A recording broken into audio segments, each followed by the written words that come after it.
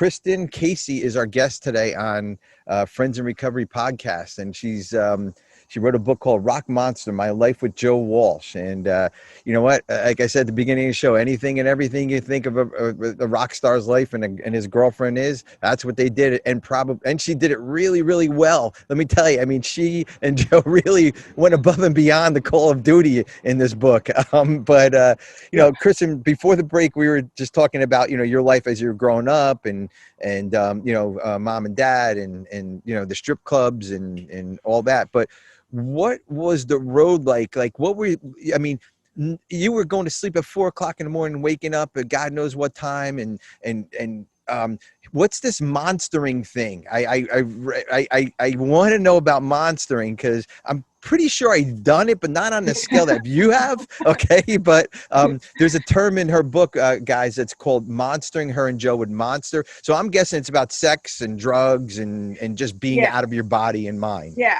I mean, it basically means, like being out of your body, like being an animal, like basically means just like going completely over the top, being excessive. So like you can use it as a verb or a noun or an adjective. So it was like our pet name for each other.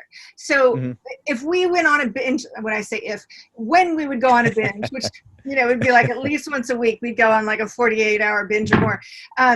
It's sort of towards the end of it, the house would be trashed and there'd be like, rolled up dollar bills everywhere and sex toys everywhere and empty bottles of booze and full ashtrays everywhere. And we'd kind of look at each other as we'd head to bed and be like, man, we really monstered. Or, or if Joe dumped out some blow and he's like, go ahead, and I snort, half of it at once, half a gram at once or something, he'd just look at me like, you monster, or if his bass player called and said, can you guys hang out? We'd be like, no, we're monstering. It just meant that we're just like partying our butts off right now.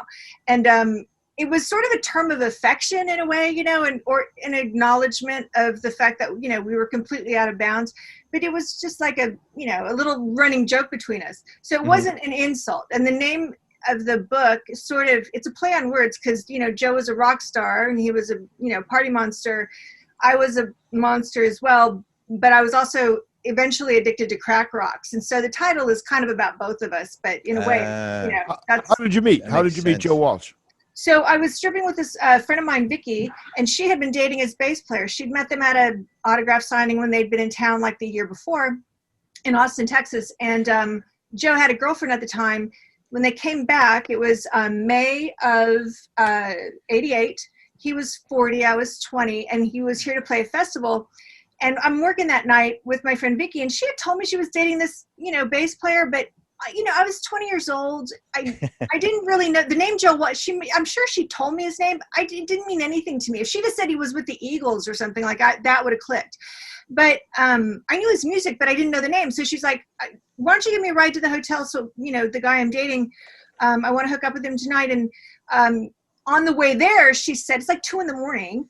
We've been working all night. And she's like, come up with me. I want you to meet the singer guitar player. I think you guys will hit it off. So it was, I think, kind of like her sly way of fixing us up because he had just broken up with someone. Right. And I was like, yeah, all right. Like, I'm going to meet him to be polite. I thought he was like some one-hit wonder from the 70s is what I'm thinking. So I go meet him and I'm like instantly enamored.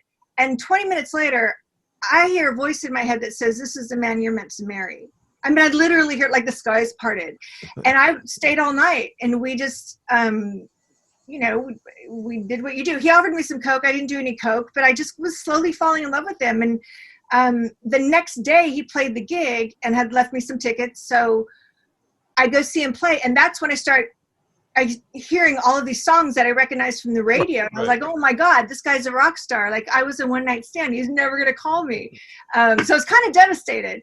And then, cause I really thought we're supposed to get married and he's never going to call me. But then he did. And so, over the next few months, we kind of slowly became a couple, and he started flying to Austin a lot. And then I started flying out to LA a lot. And, by the end of that year, we were a couple, and I was traveling around the world with him, Australia, New Zealand, Japan, going on tour with Ringo the next year.